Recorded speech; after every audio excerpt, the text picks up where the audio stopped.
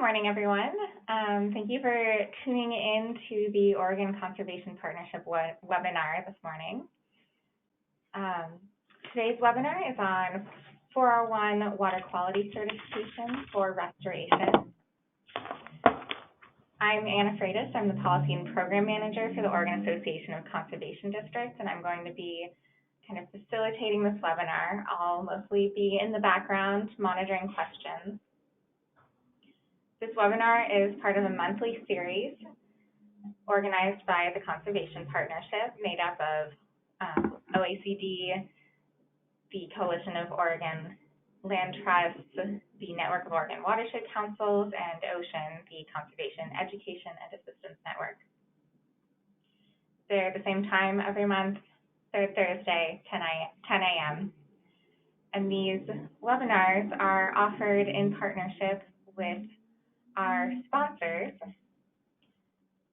the Oregon Watershed Enhancement Board and Pacific Corrugated Pipe Company.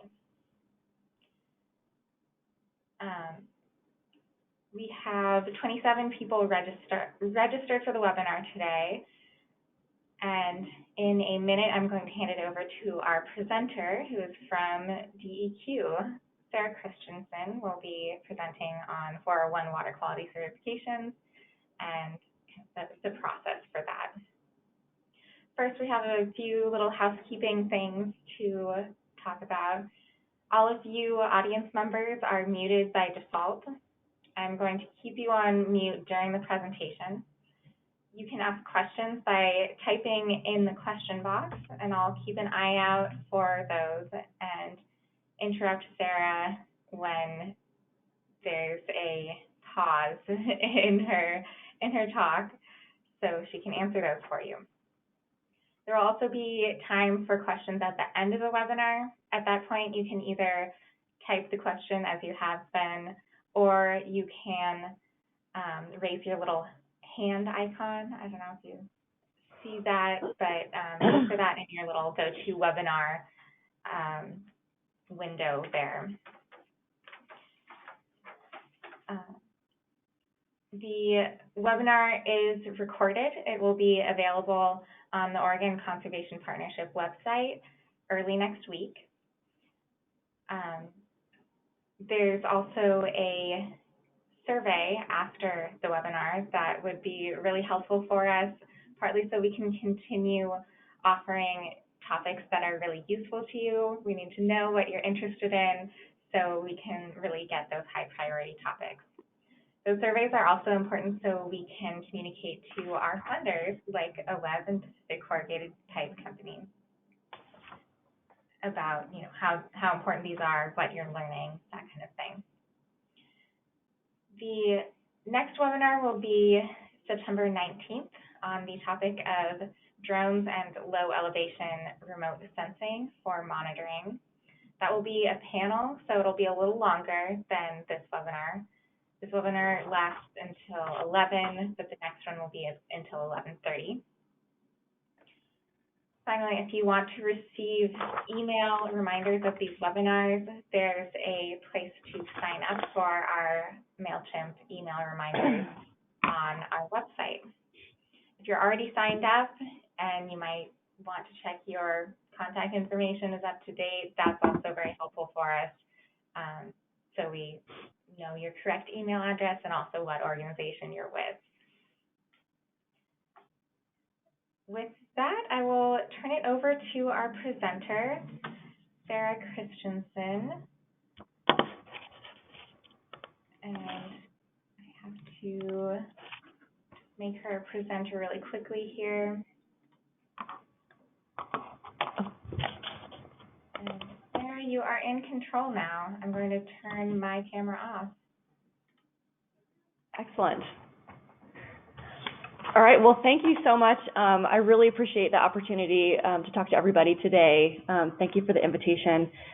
I think we've had tremendous changes in our program in the last few years, and it's not only hard for us to keep up with some of those changes, but I think it's especially hard for others to keep up with these changes. So I'm really trying to talk to a lot of people, get the word out, make sure people understand as much as we can the process that we go through for 401. and what that means and who we're connected to and what we have to do. So if you don't get anything else out of the presentation today, just know if you're doing any kind of in-water work, wetlands or streams, to also give us a call, not just call the Corps and DSL, but also call the 401 program. So very basic, 401 water quality certification. Again, as I was saying, there's just been some tremendous changes internally, but also you might have heard there's some national changes that are occurring right now that are just coming out in the last couple weeks. And then we've got some local, statewide things that are changing that could affect our program, which are really interesting. I'm happy to talk about those things. I'm not going to focus on those today, but if you have any questions, you can ask them here, or feel free to give me a call at any time, and we can chat about those things. So what you're going to hear today, so we're going to talk about what is a 401, who has to get one, what type of activities require one. We're going to talk a little bit about the post-construction stormwater management, which a lot of you probably don't need to do, but if you do, you'll need to be aware of that. How long the process typically takes, and then there are fees associated with it. I'm sure some of you have probably been surprised by those fees, so we're trying to make sure there are no surprises here in the future.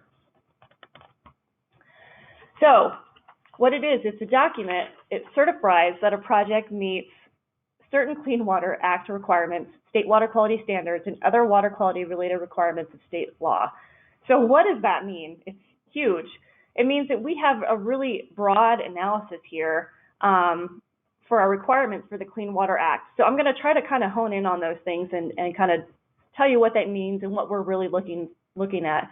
I just have to mention, so I go to a national meeting once a year. It's actually the Association of State Wetland Managers, but a lot of the Wetlands and 401 programs are in the same program, and it's just amazing to me how every state runs their programs so differently under the same section of the Clean Water Act. So it's super interesting. So our basis of review here in Oregon: water quality criteria, beneficial uses, and our anti-degradation policy. So not to get too technical, I'm not going to go into these at all. Again, we can talk offline about what these mean, but these are our narrative and numeric criteria for the state of Oregon. So these are the things that we're really thinking about when we're reviewing a project.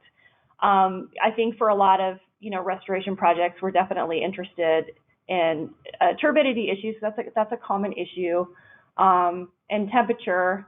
I think that we're concerned about that all around. But again, these are kind of the things that we're keeping in mind as we're reviewing projects. And then what we're doing is we're protecting the beneficial uses for our waterways in Oregon. So I just want to have this list out here because you can see, I mean, we're looking at water quality specifically, but we're not just looking at fish and aquatic life, although that is on the list, and fishing. We're looking at water supply and boating and recreation and navigation. We're looking at a whole plethora of beneficial uses that we have and we want to maintain in Oregon. And then our anti-degradation policy, we don't want to further affect our waterway. So we really want to try to keep those beneficial uses and not have any further degradation of our waterway. So we're kind of looking at those, working with our basin coordinator, some of those big cumulative type impacts. So who needs to get a 401? So it's an applicant for a federal license or permit to conduct any activity which may result in any discharge of navigable waters. Okay, what does this mean? Well, first of all, a federal license or permit. So what this means is that we do not certify DSL removal fill permits.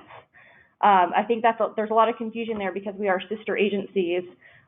We are directly certifying those federal license or permits. It's usually the Corps, and I'll talk a little bit more about that, but it can be any federal entity that's wanting a license or permit. So what I do is the dredge and fill, which we're usually related with the Corps, but there's also the FERC, the Federal Energy Regulatory Commission, that usually is associated with dams, And so those are two separate programs at DEQ, the 401 for FERC projects and dams, and the 401 dredge and fill associated with the Corps usually. So we don't have a direct regulatory connection with DSL, but we do work with them very, very closely on every project. So what does that mean? If there's no federal license or permit required, there's no 401 required. That also means that if you do require a federal license or permit, you have to get a 401 or they cannot give you that permit. Just to mention, so there are times when you may not need to get a Army Corps of Engineers permit to work in water, where you might actually want to obtain a 401 water quality certification anyway. So what this does is it provides you some additional coverage. For example, it does allow you to temporarily violate state water quality standards for turbidity. So we have in our rules specifically that a 401 allows you to do that. So keep that in mind. So a couple other words in here I think are a little bit funky. First of all, may result in any discharge into navigable waters. So what is this discharge?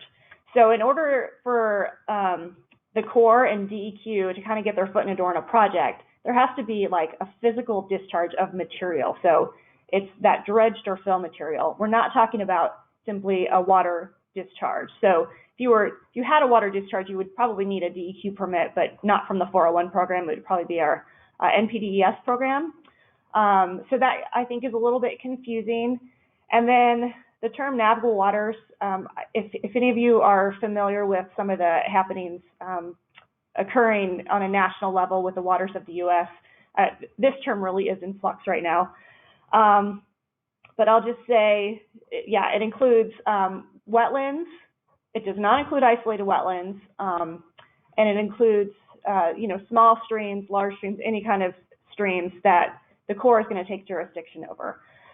So there are times when there's a project site and the Corps and DSL, they're the two entities that determine water jurisdiction. So they're going to determine which waterways they're going to regulate. The Corps might take different waterways than Department of State lands.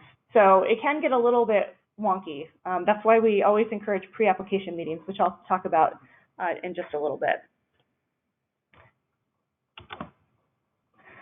So as I mentioned, the most common activity are Corps permitted activities in wetlands and waterways. This is probably a good 98% of the projects that we work on. So I want to walk through the application process. So the first step is the applicant submits the application to the Corps and DSL. Now, I haven't updated this yet because it's not in place yet, but we are actually working with the Corps and DSL and adding the DEQ logo onto that joint permit application so that the applicant will automatically submit the application also to DEQ. We have a process in place, but with so much staff changes, sometimes that process kind of, it's not 100%. I'll just say that. So we're trying to really make sure that we have those JPAs in place when the Corps public notices those projects, which I'll talk about as well. So then the Corps is going to determine the permit type. So we're looking at Section 404 dredge and fill permits, also looking at Section 10 Rivers and Harbors Act permits.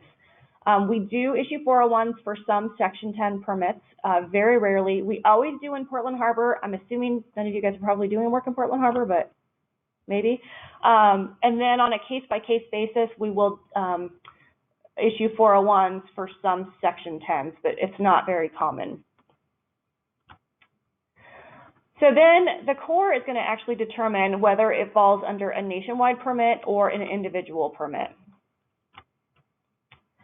If it is an individual permit, then the Corps will issue the public notice for the Corps and also for the DEQ 401 program. And that will occur at the beginning when an application is received. They'll issue that public notice. So then we'll review the JPA, some Section 10s, if you've had to get one of these, you know, we generally do request additional specific water quality information, and there is a fee associated with those. The nationwide permits, so if a Corps determines it falls under the nationwide category, so again, this, I can go into the weeds and I could talk for a really long time about this, but I won't do that. But there's 54 different categories of nationwide permits. There are some categories that we have certified, some that we have partially certified, and some that we have outright denied. So when I use the word certified, I just want to let you know I'm using that very loosely, because really what we've done with those is we have not certified those, but it's an expedited DEQ individual certification. So I'm just going to go ahead and use that term certified. But it's pretty laid out, and I can get you the information on which categories are expedited and which ones are denied. So if we are working in a denied category, and I think for this group, there might be 40 agricultural activities, that's denied, and I think it's 54 low-head dam removal, that's also denied. So those would automatically need an individual 401 certification from DEQ. And then, of course, our rules are a little funky, I think, and it's a whole other process of us doing that review and evaluation. When the Corps is not carrying that public notice at the beginning of a project, we are actually public noticing the draft certification at the end of the project. So it's a little bit of a different way we're doing things. So just the partially certified, so just as an example, well, here's some examples of some of the categories I was talking about. And again, there's 54 categories, so this is just a tiny snapshot of some of those categories. But a couple of those partially certified bank stabilization projects and outfall and intake structures, and also linear transportation projects, which you may or may not be involved in. It's very similar for bank stabilization. Basically, it says if you're going to throw riprap in the stream, we're not going to give you the expedited certification unless you have an engineer stamp the plans that say this is absolutely your only option to protect an existing structure. So I think just like you guys, we're looking for bioengineering projects to really have a softer approach in some of those stabilization projects. So I'm not going to talk a lot about regional general permits. I don't even know like if you guys have used them or are able to use them, but I just wanted to mention them because really if you can use them, these are your best bet, because these we actually have pre-certified, which means you don't even need to come talk to us when you're getting these RGPs. Can I pause for 1 second yes. before you move on and talk about the regional general? Yes. So just to clarify, the 401 certification is only required if it's in navigable waters, correct? Yes, but that term is very undefined. So the Corps is going to determine for us if it's navigable or not. But that includes wetlands. Mm-hmm. So I don't like the word. yeah. And I know you don't like the word, but is that also for those denied permits that then need an individual?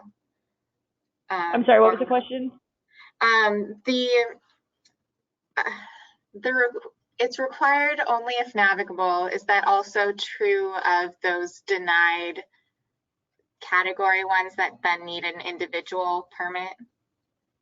Those would also be impacts in navigable waters and adjacent wetlands. Okay, thank you. Okay, great. Thank you. Yeah, feel free to continue asking questions. I know it's a ton of information and I tend to speak quickly, so apologies. So Regional General Permit 4, this is written to U.S. Fish and Wildlife and Bureau of Land Management for aquatic habitat restoration.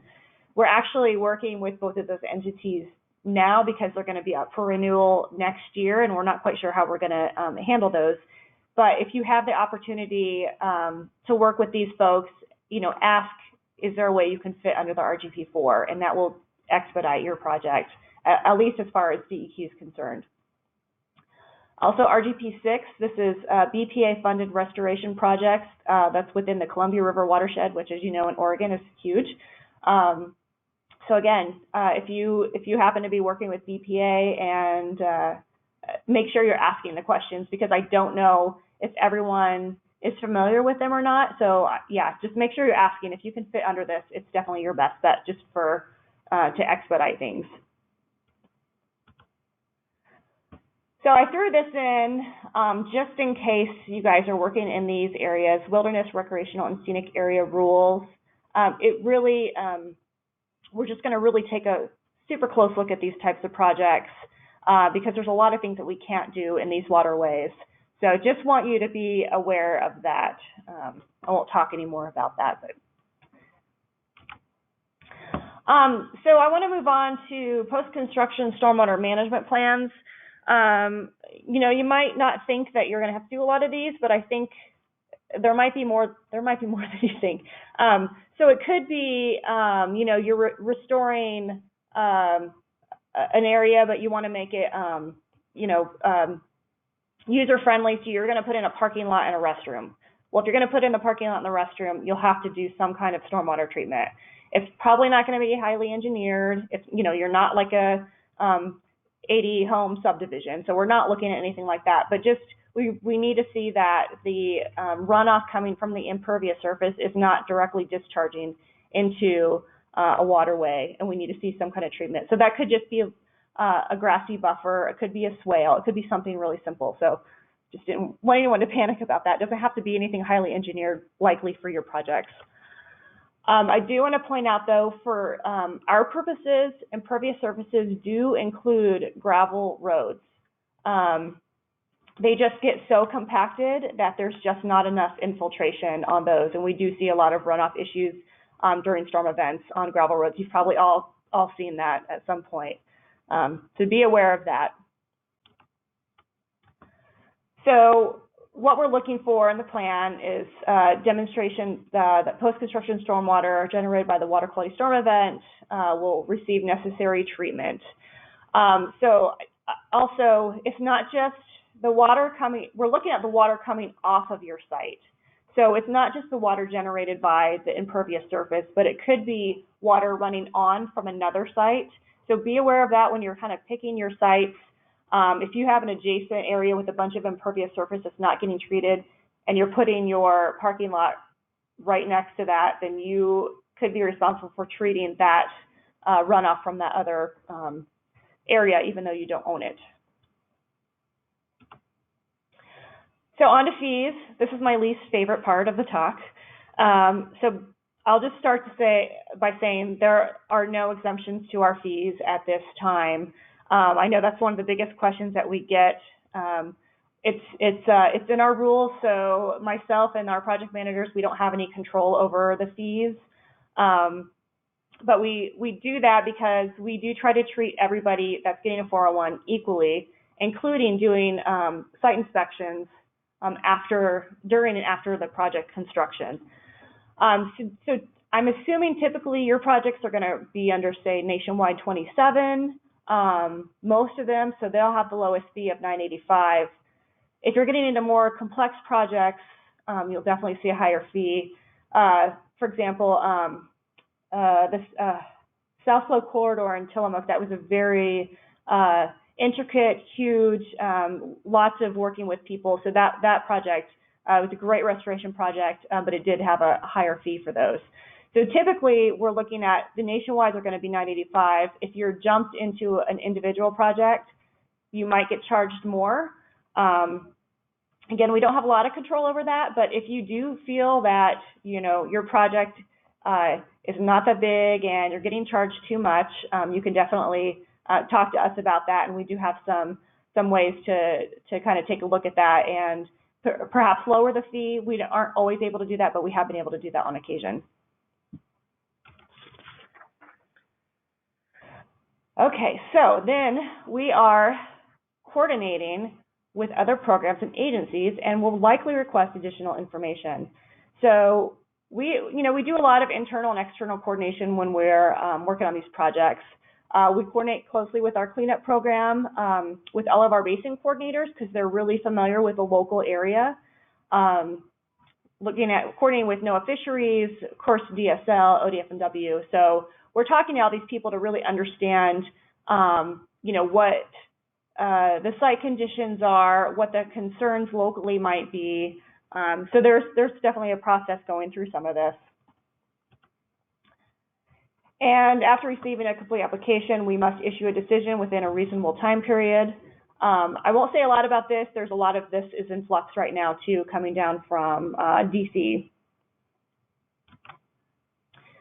So our options are to certify outright, to certify with conditions, to waive, or to deny certification. Excuse me.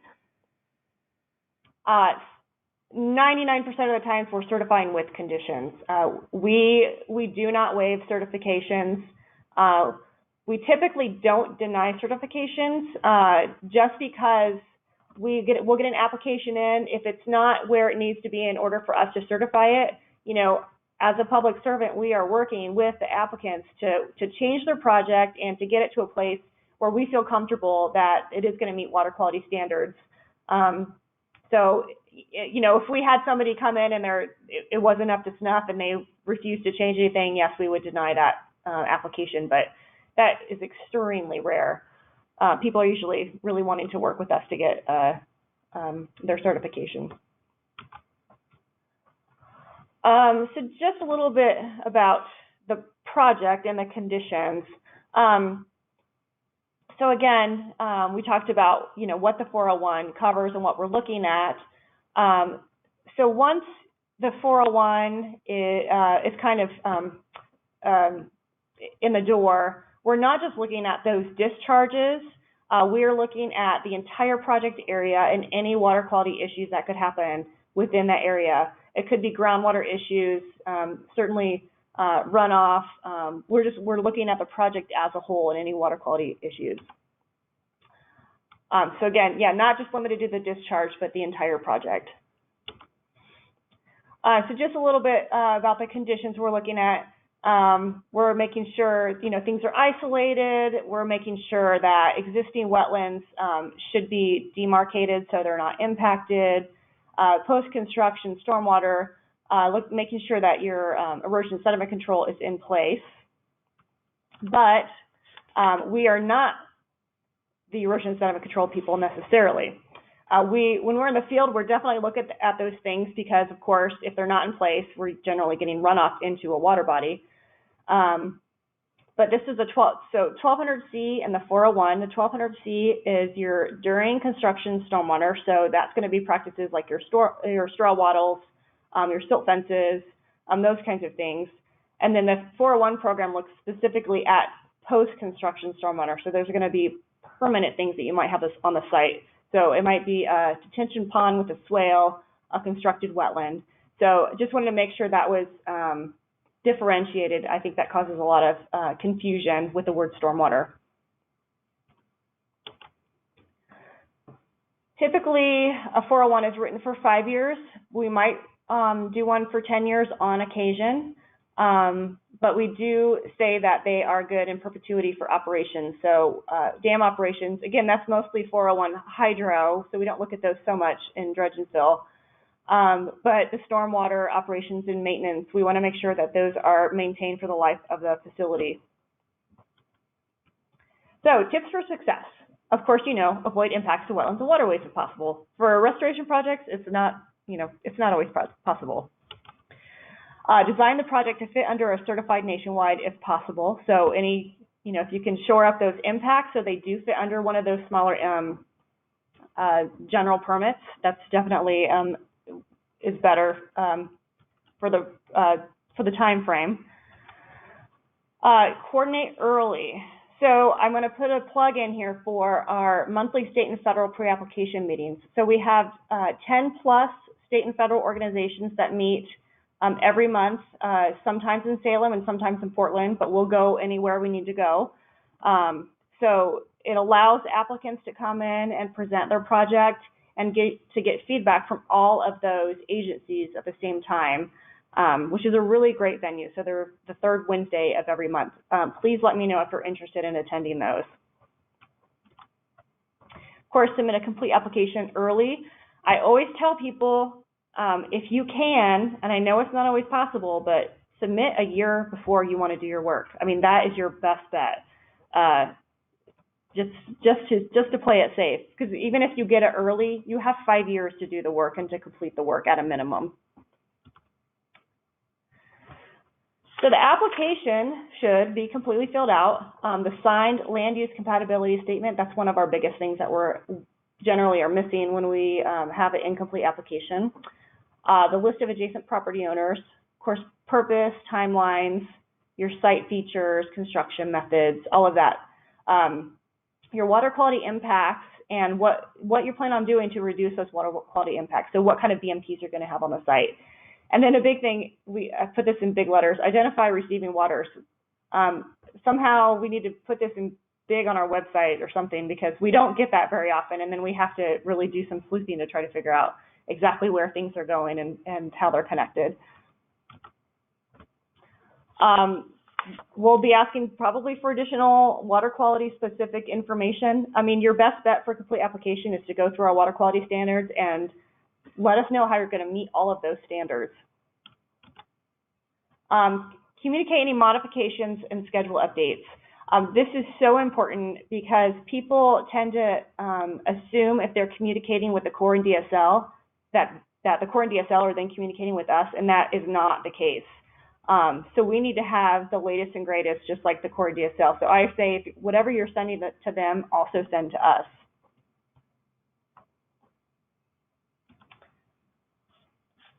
So in the last year and a half or so, we've really upped our compliance and enforcement game.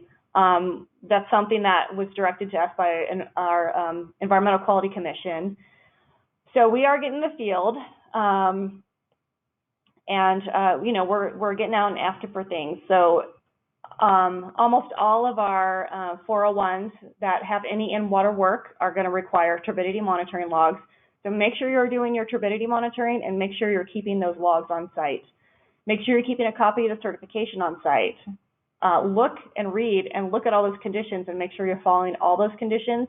If you get out there and you can't follow one of the conditions, give us a call. Let us know. Let's talk about it. That's much better than us getting out there and you know, not understanding why something's not being followed.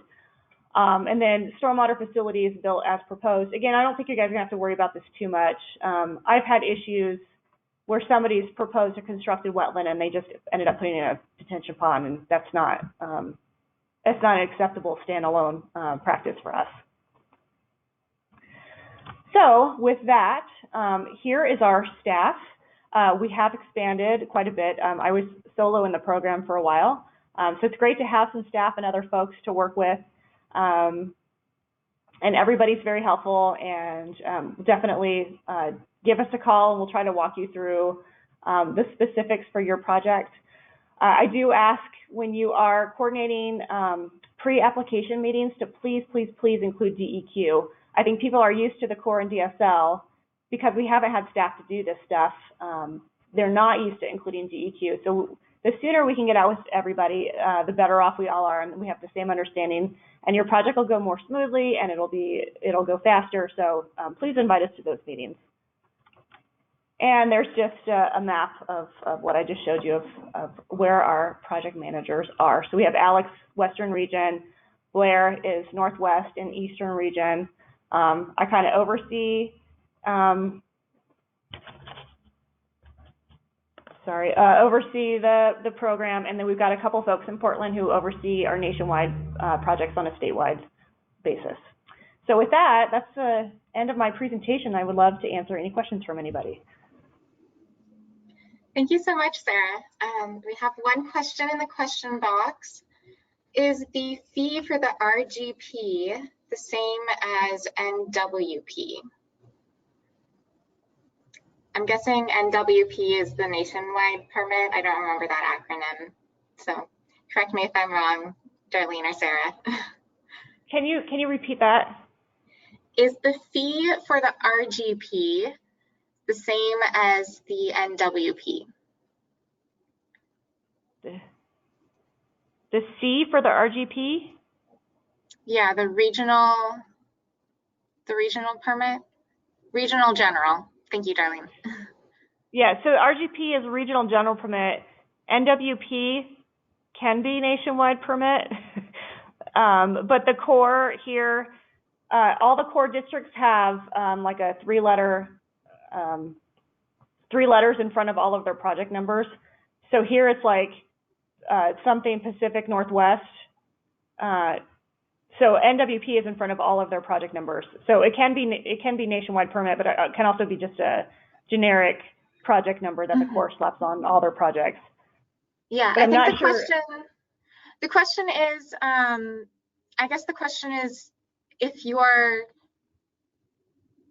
sorted into the RGP or using the RGP process, is the fee going to be the same as other processes? So when you say the C, is that the 401 certification? Or the Yes. 1200C? Okay, Yes. sorry. So if you get sorted into an RGP, it's pre-authorized and you don't even need to talk to us.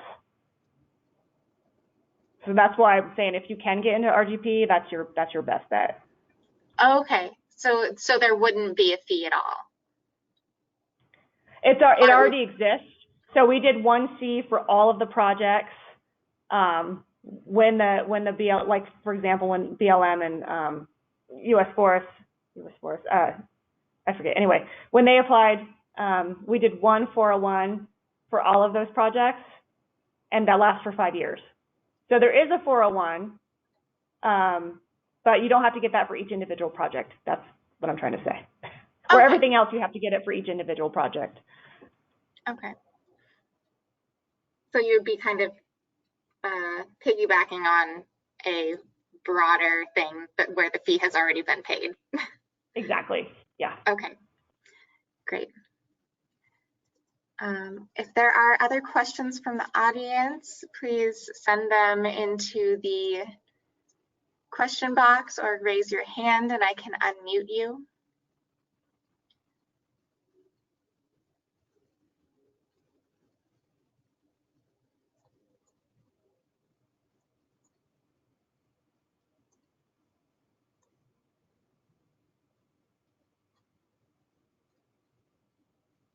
Okay, I'm not seeing anything yet.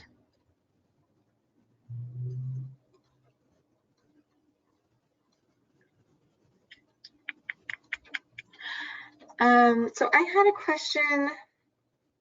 Toward the beginning of your presentation, you said something about there sometimes being confusion with NPDES, and I wasn't quite sure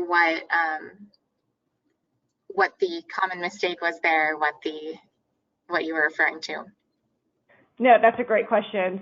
So the NPDES is the National Pollution Discharge Elimination System, I think. So the NPDES program, if you just had like a stormwater discharge, if there was no like physical discharge where the Corps got involved, like there was no fill in wetlands or fill in streams, but you were putting in like a stormwater outfall and you had a discharge of water, you would still need to get a permit for that discharge of water, but it wouldn't kick in the 404 and the 401 process. It would kick in this NPDES process. Okay, great, thank you. Does that make sense? Okay, great. Yeah.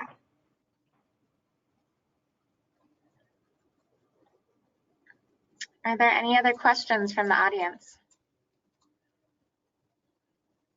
Okay, I think that that concludes things. I hope you all can join us for our next webinar on September 19th on drones and low elevation remote sensing for monitoring.